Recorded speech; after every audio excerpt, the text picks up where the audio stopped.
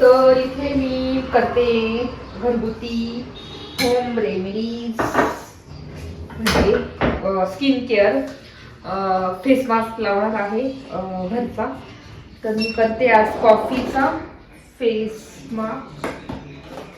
ती पण real coffee आपली याची काय म्हणतो होममेड कॉफी आहे, तामिळनाडूमधून आणलेली बघू शकता. तर ते घेतली थोडीशी ती. तर आता इथे आलेली आहे, म्हटलं चला डीप क्लिनिंग करून घेऊ. आणि फरची वगैरे आता खालचं बाथरूम तर आपण क्लीन करतच असतो, पण मग ज्या टाईल्स आहे ना त्या क्लीन होत नाही रोजच्या रोज.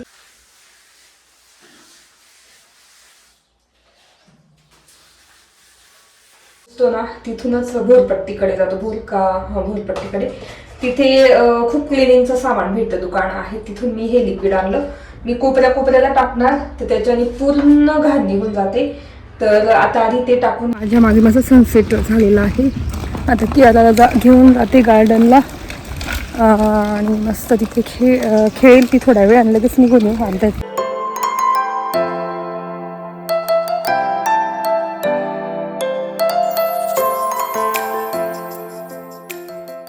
हॅलो नमस्ते, welcome back to my channel Marathi blogger Deepali Dhoom. या चॅनलवर खूप खूप स्वागत आहे. नवीन दिवसाची नवीन सुरुवात. घर बघू शकता पूर्ण आवरलेलं आहे आणि आज ना एक्सरसाइजच करायला जमलं नाही कारण खूप उशीर होऊन गेला. तर इतक्यात माझं आवरलं आणि आता मी जेवण करणार. जेवण झाल्यावर मी स्किन केअर करणार कॉफीचं. जी आपण आणली होती तामिळनाडूच्या जंगलातून कॉफी, तर ती कशी मी त्याचं पेस्ट बनवते आणि यूज करते आपल्या चेहऱ्याला ते दाखवणार आहे आज ह्या व्हिडिओमध्ये. आणि बाकी ना संध्याकाळी एक्सरसाइज करणार. आता नाही झाली ना माझी एक्सरसाइज तर मी संध्याकाळची करते 6 वाजता किंवा 5 वाजता, तर तेव्हा करणार.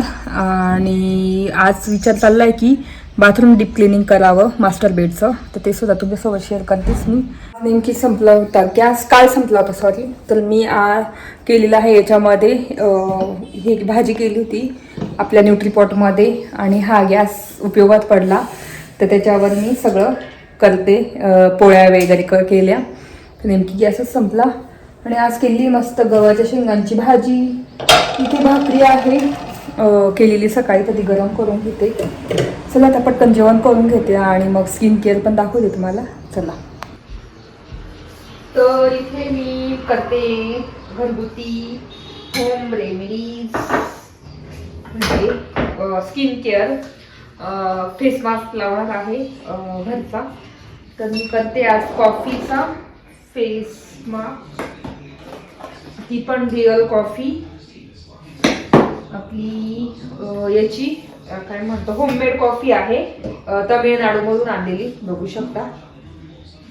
तर ते घेतली थोडीशी ती घेते. त्याच्यानंतर त्याच्यामध्ये टाकते ग्लिसरीन, थोडस गुलाब पाणी आणि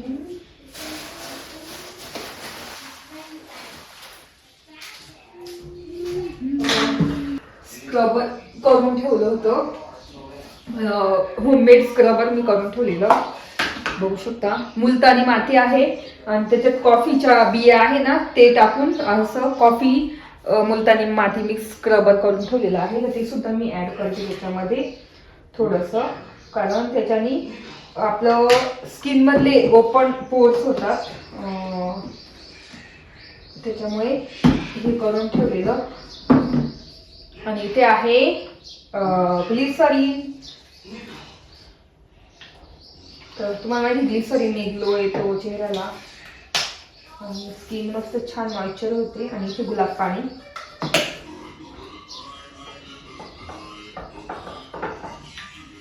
इथे आपलं फेस मास्क एकदम मस्त रेडी होतो कॉफीचा.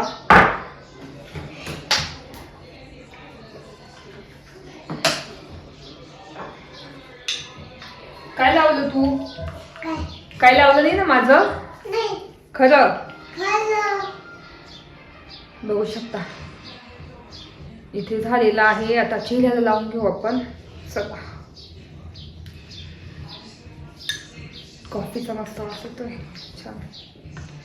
तर माझ्याकडनं ब्रश होता लावण्याचा आहे की बघू. तर आता पूर्ण मी चेहऱ्याला लावून घेते मास्क आणि 15 ते 20 मिनिट ठेवायचा. जेव्हा धुतो ना आपण त्यावेळेस ना असं स्क्रब करून धुवायचा. चला लावून घेते.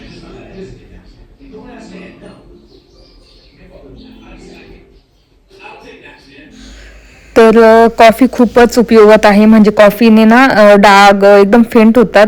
जर तुम्ही कॉफीमध्ये थोडंसं पॅराशूट ऑइल मिक्स करून डागांवर लावलं किंवा काळ्या भागावर लावलं तरी एकदम म्हणजे ग्लो आणि व्हाईट होतो हळूहळू. जर आता तुम्हाला माहिती होम रेमेडीज आहे ती काही लगेच एका याच्यात नाही होणार.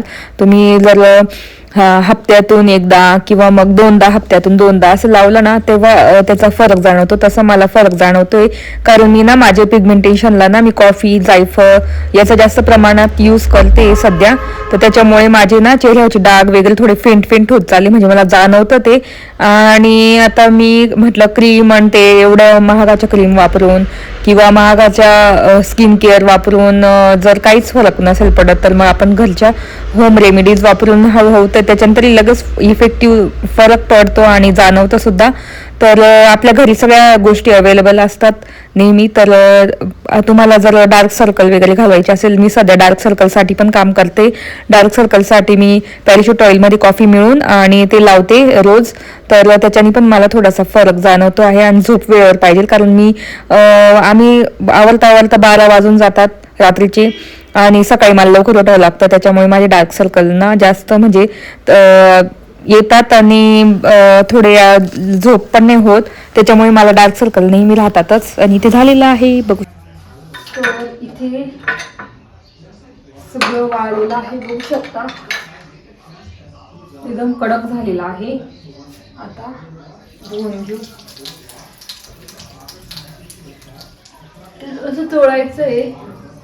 स्क्रब कसं चोळतो त्या पद्धतीने थोडंसं पाणी लावायचं.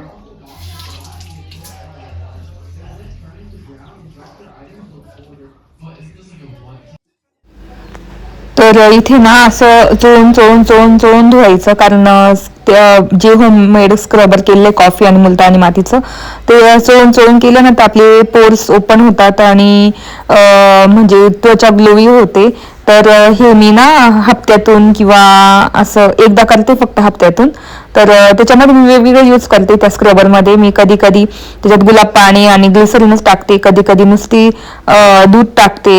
असं ह्या पद्धतीने आज कॉफी टाकलेली आहे आणि ऑलरेडी ते कॉफीचा स्क्रबर आहे त्याच्यामुळे ना खूप फरक जाणवतोय मला सध्या. तर आता धुतल्यानंतर तुम्हाला कळेलच काय चेहरा कसा झालेला आहे. आणि त्याच्यानंतर मी आपलं फॉक्सटेलचं सिरम आणि सनस्क्रीन लावते. त्याच्याने इतका ग्लोवी चेहरा होतो ना, तुम्हाला नंतर दाखवतेच मी सगळं लावल्यानंतर. आता पटापट धुवून घेते सगळं आणि ते झालेलं आहे पूर्ण वॉश. तर बघू शकता कसं झालेलं आहे आणि ग्लो लगेच जाणवतो चेहऱ्याला. एकदम फ्रेशनेस असा येतो. तर आपण घरी जरी आपण हाऊसवाईफ असलो तरी थोडासा वेळ काढला पाहिजे ह्या गोष्टींसाठी. बघू शकता एकदम ग्लोवी झालेला आहे आणि एकदम व्हाईटनिंग झालेला आहे चेहरा. तर चला आता सिरम आणि फॉक्सटेलचं सनस्क्रीन लावून घेते आणि तुम्हाला फायनल लुक दाखवते माझा. चला बघू शकता फक्त सिरम आणि सनस्क्रीन लावलेला आहे आणि एकदम ग्लोवी त्वचा झालेली आहे. खूपच छान दिसते बघू शकता. तर अशा पद्धतीने माझं स्किन केअर झालेलं आहे बघू शकता. तर मी असं हे स्क्रबर मास्क मी 7-8 दिवसांनी लावते आणि अशी मस्त माझी पिगमेंटेशन आहे ते सुद्धा कमी झालेले आहे.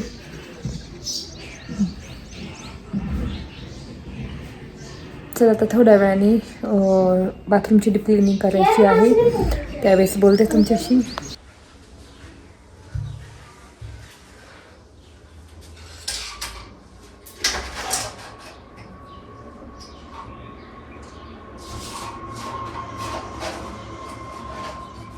तर आता इथे आलेली आहे. म्हटलं चला डीप क्लिनिंग करून घेऊ.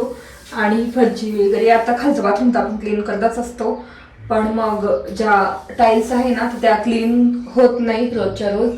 तर म्हटलं त्याला आज क्लीन करून घेऊ पहिल्यांदा. तर इथे मी आणलेली आहे घासणी एक आणली आहे आणि हे लिक्विड आणलेलं आहे मी आपल्या कुठून मेन रोडच्याच एक ठिकाण. मेन रोडला जातो ना आपण, घुसतो ना तिथूनच भोरपट्टीकडे जातो, भोरपट्टीकडे तिथे खूप क्लिनिंगचं सामान भेटतं, दुकान आहे, तिथून मी हे लिक्विड आणलं. मी कोपऱ्याला टाकणार तर त्याच्याने पूर्ण घाण निघून जाते. तर आता आधी ते टाकून घेते आणि नंतर काय म्हणतात टाईल्स क्लीन करून घेणार. तर चला आधी ना पाणी टाकून देते सगळीकडून. आणि हे लिक्विड इतकं जहाल आहे ना, लगेच फेस येतो, तुम्हाला दाखवते मी जवळून. आणि मी सगळं पाणी टाकून घेणार.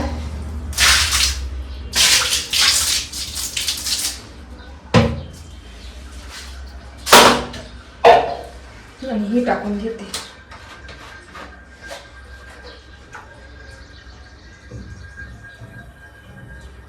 त्याच्यातून लगेच धूर येतो अक्षरशः. बघू शकता कसं फेस निघतो. तर असं लिक्विड आहे ते, आणि धूर सुद्धा निघतो त्याच्यातून. बघू शकता ते सगळे डाग निघून जातात त्याच्याने.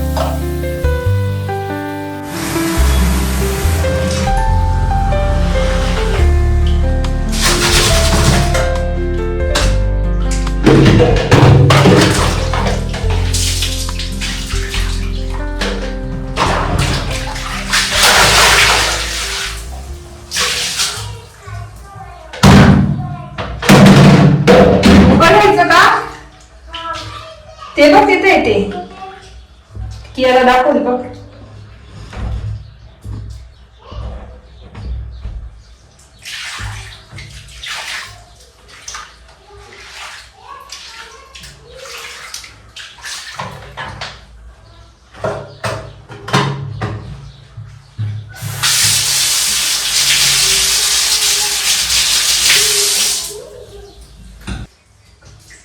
तर इथे बाथरूमची क्लिनिंग झालेली आहे आणि खूप वेळानंतर बाथरूम झालेलं आहे आपलं clean master bathroom.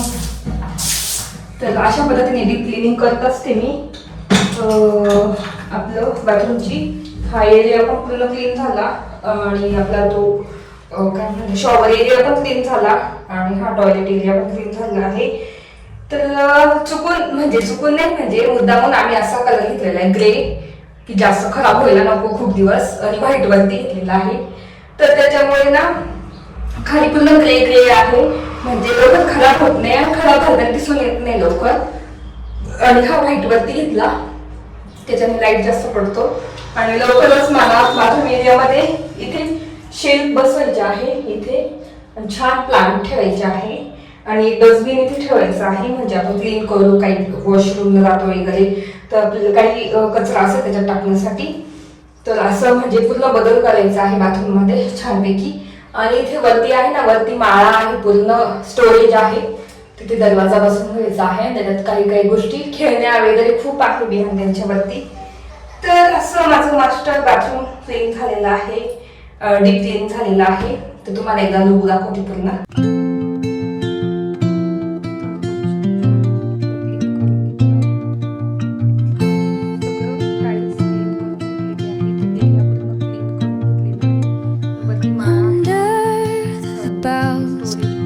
The shadows play, the wind hums songs at the break of day, whispering pines, secrets untold, carrying tales only the forest holds.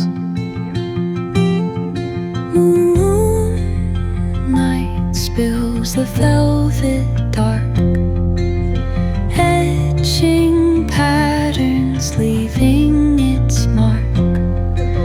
The roots stretch deep, the earth's gentle sigh, a lullaby sung to the open sky. Oh, whispering pines, sing me your tune, caught in the rhythm of the stars and the moon. Teach me the language of rustling leaves, stories that linger on the breath of झालेली आहे आपल्या पूर्ण master बेडच्या बाथरूमची.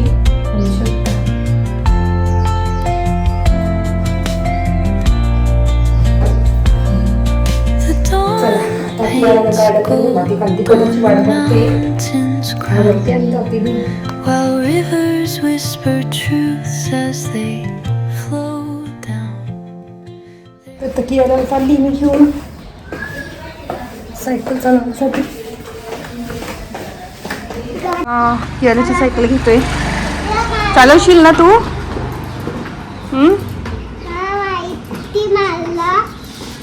चल चलो चालव pedal मग.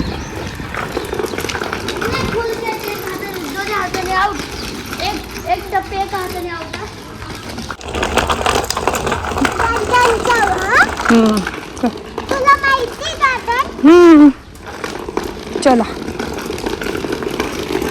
हळू. कियाला किती जर चालवते. माझ्या मागे माझं सनसेट झालेला आहे. आता कियाला घेऊन जाते गार्डनला आणि मस्त तिथे खेळेल ती थोडा वेळ आणि लगेच निघून येऊ आणता येत तसं, कारण विहान पण एक क्लासमधून म्हणून. चला ते गार्डनला घेऊन आलो आहे आम्ही आता.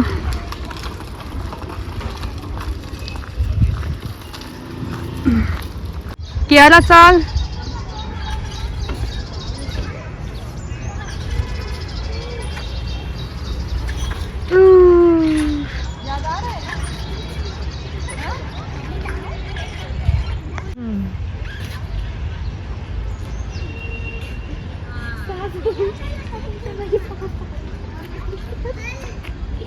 याराचं पटकन झालं खेळून आता चाललो घरी परत.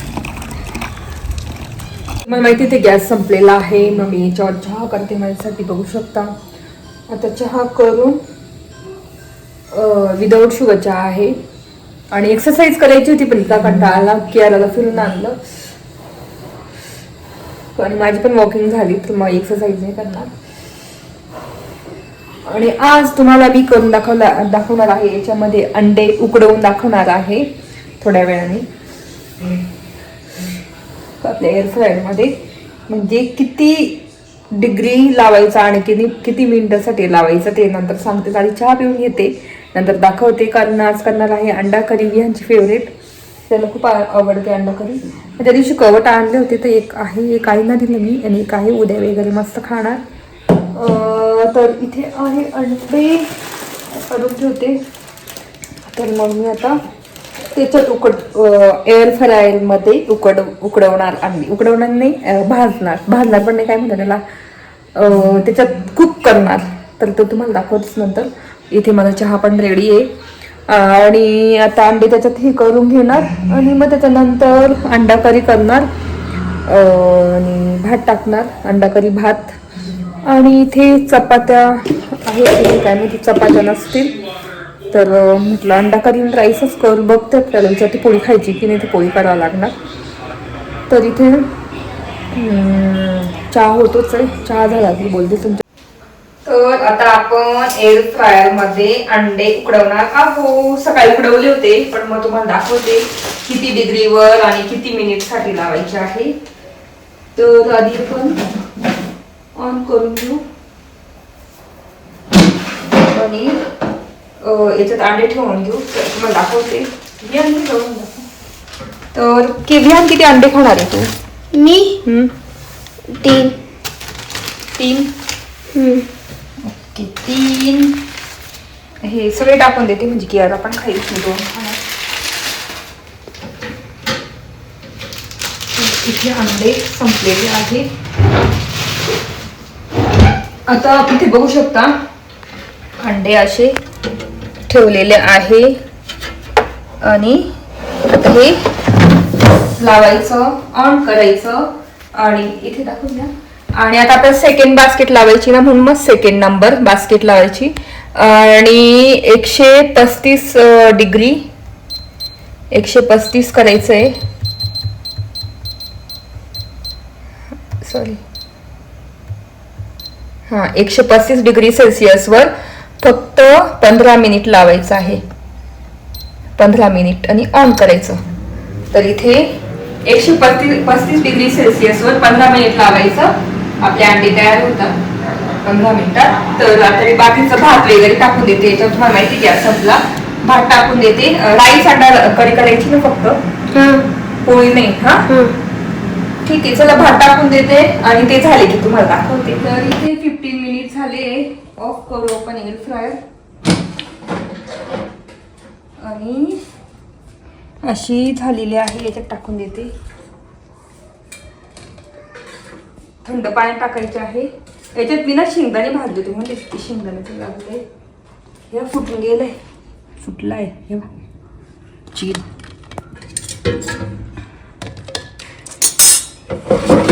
तर याच्यात आता झालेले आहे. थोडं थंड होऊ देऊ आणि मग सोडू. तुम्हाला दाखवतेच त्याच्यानंतर. लगेच दाखवू का? एक दाखवून देते. बघू शकता आपलं अंड एकदम छान उकडलेलं आहे. ते पण एअर फ्रायर मध्ये तुम्हाला दाखवलं काढून. आणि बघू शकता. तर आता सगळे काढून घेते आणि तुम्हाला दाखवते. आता अंडे मधून पण किती शिजून गेलेले आहे एअर फ्रायर मध्ये. तर हे सगळे कापले मी. एक पण असं नाही की कच्चा आहे वगैरे. बघू शकता मधून एकदम मस्त छान शिजून गेलेले आहे आपले अंडे एअर फ्रायर मध्ये. तर आता मस्त याची अंडा करी करणार. इथे आहे काळं वाटण, रेडीमेडच आणलं होतं मी याचं, सवयीचं नेहमी आणते ते. तर आता अंडा करी आणि राईसच करणार आहे. इथे तेल तापत ठेवलेलं आहे. चला आता करी करून घेते पटकन.